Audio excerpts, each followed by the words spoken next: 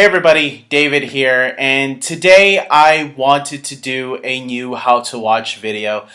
A lot of people are stuck at home and probably need something to watch to pass the time, and what better franchise to do that with than a franchise that has 23 movies. That's right, it's the MCU, the Marvel Cinematic Universe. This movie is a great variety of films that range from some of the greatest, most well-known superheroes right now today, including the biggest movie of all time. We'll see what happens when Avatar gets re-released in China pretty soon. I'm hoping Avengers Endgame keeps its title, but if Avatar does, that's fine too. I mean, it's movies. They're all under the same family now, Disney, so it doesn't really matter. So I wanted to do this video because I was listening to a podcast and someone said that he had never seen all the movies in chronological order. And I went online to share a link because I thought I did a video of it. And no, the last time I did a whole complete MCU how to watch video was before Infinity War came out. And I'm happy to say that I'm ready to do the complete Infinity Saga right now. So this will be all 23 films leading to Endgame, or there's one movie after Endgame. But yes, this will be the complete Infinity War saga. And if you're stuck at home and want a whole bunch of movies to watch, here we go. Now, as you can see behind me, I made a timeline of the entire franchise. I do these with large franchise of films that have a lot of movies, and maybe the order of the movies are a little bit confusing for a lot of people. This is actually a more simplistic timeline that I made.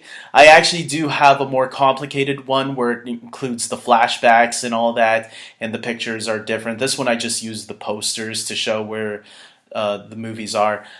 Just maybe this would help make it a little bit more easier to follow if you see the poster representing the film instead of a picture of the film. And also I decided to include some of the short films. I never did this before. I'm including some of the short films in one of the TV series that is officially confirmed to be connected to the MCU. It was confirmed by the writers who decided to throw in a character from one of the shows, and it's going to appear early in this video, so stay tuned. Let us begin with the first movie in the timeline. The first thing you want to watch in chronological order is Captain America, the First Avenger, which obviously takes place in World War II. The movie starts off in 1942. Don't pay too much attention to the years there. I just put the year to place it somewhere in the timeline. But it does start off in 1942, but then the movie goes into 1943 and then ends when the war ends, which is in 1945. So the movie does travel throughout a little bit during that time of the war. Moving on, the next series, the next thing you want to see is the Marvel one-shot, Agent Carter. That's starring Hayley Atwell, who was seen in Captain America: The First Avenger. She got a short film, which eventually leads us into Agent Carter, the TV series. So that again, starring Hayley Atwell. Now, if you want to have this marathon proper without being kind of disappointed, I would say watch the first season only. People really like Agent Carter. Some even more so than Agents of S.H.I.E.L.D. The reason why you want to watch Agent Carter is because the actor who plays the butler, Jarvis, who works for Howard Stark, once again played by Dominic Cooper, who reprises his role from Captain America: The First Avenger, he has a cameo in Avengers Endgame. So for people that had watched Agent Carter, it was a nice little cameo from one of the TV shows, something that the movies have never acknowledged before. It never acknowledged any of the TV shows that Marvel had created because Kevin Feige was never involved. But guess who was involved with this TV show? The writers of Avengers Infinity War and Endgame. They also helped with the story and screenplay of all three Captain America movies, Marcus and McFeely. So having that connection allowed Agent Carter to be adopted into the MCU. We're going to have more TV shows soon, but yes, Agent Carter is the first one. The reason I wouldn't go into season 2, if you want to binge this properly, is because season 2 ends with a cliffhanger. But if you really do like season 1, then I would recommend season 2. Both seasons are really short, they're not that long. I think season 1 is like 6 or 8 episodes, and season 2 might be 10 or 13 episodes. So they're not that long, and so I would totally recommend it. But if you want to have a satisfying ending with no cliffhanger, season 1 ends with a proper ending. Moving on, we fast forward to the 90s where we see Captain Marvel. That's right, Captain Marvel is the next film on the list. Then we move into the present day with Iron Man. That's right. You might see that Iron Man I put Iron Man in 2010. Ignore the years like I'm saying, but if you want an explanation, maybe I can do a more detailed video explaining why I put some of these in certain years, because I go into depth on that. So moving on, we then get to the Incredible Hulk. I would put the Incredible Hulk right here. If you're wondering about the end credit scene, I'm going to get to it very soon.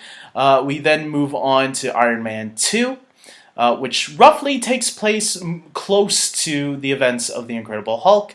And then we move to Thor. Oh no, a funny thing happened on the way to Thor's hammer. First we go to that one because we have to see how Coulson gets to our next movie, Thor. That's right, because Agent Coulson, who shows up in the first Iron Man and the second Iron Man, shows up in Thor as well. And on the way to a funny thing happened on the way to Thor's hammer.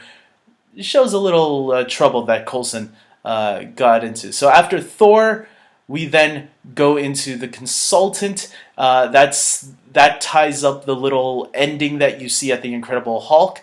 That ending is actually only that ending takes place after all these movies that I just talked about. The Avengers is the next thing to come. That's the next movie you'll probably want to check out on the list. We then move into another short film, Item 47. These are called the Marvel one-shots, by the way, these short films. You can find them on the DVDs, Blu-rays, that they came out on. Maybe you can find them on YouTube. I wish Disney Plus would put these Marvel short films on Disney Plus, considering the fact that you have some Disney and Pixar animated shorts already and some other animated shorts of Marvel and Star Wars up there. Why not add the Marvel one-shots up there? It would be pretty convenient for people who want to check them out. Moving on, Iron Man 3. That's right, Iron Man 3 takes place in December, so it's kind of a Christmas movie. The Christmas aspect doesn't really take over too much, but if you're someone like Die Hard that wants to watch it at Christmas time, it's a good Christmas movie as well. Moving on, Thor: The Dark World is the next movie on the list. After that, we have All Hail the King. I would put All Hail the King around here. You can watch it after Iron Man 3 also. It doesn't matter. This shows what happened to the guy who played the Mandarin, and maybe gives us a glimpse of who the real Mandarin might be. It doesn't give us a glimpse of who he will be, but it gives us a glimpse that the real Mandarin is someone somewhere out there, someone that we'll eventually meet. We'll see if the movie is delayed, but in Shang-Chi and the Legend of the Ten Rings, which was supposed to come out next year, maybe another year. Moving on, Captain America, the Winter Soldier goes right after that. We then move to Guardians of the Galaxy, and Guardians of the Galaxy Volume 2 takes place 4 months after the first Guardians movie, so it takes place there. Avengers Age of Ultron would be the next movie on your list, and then we would move on to Ant-Man. After that, you would want to move on to Captain America, Civil War, where all the characters go into battle with each other. Moving on to Black Panther, which apparently takes place a week after T'Challa's father is killed. It's said right in the beginning of the movie. We then move to Spider-Man Homecoming, which takes place 2 months after after Captain America: Civil War. That's right. There's a 2 month jump right in the beginning of the movie. Doctor Strange then takes place right after that, leading into Thor Ragnarok, because Doctor Strange has a little cameo in Thor Ragnarok.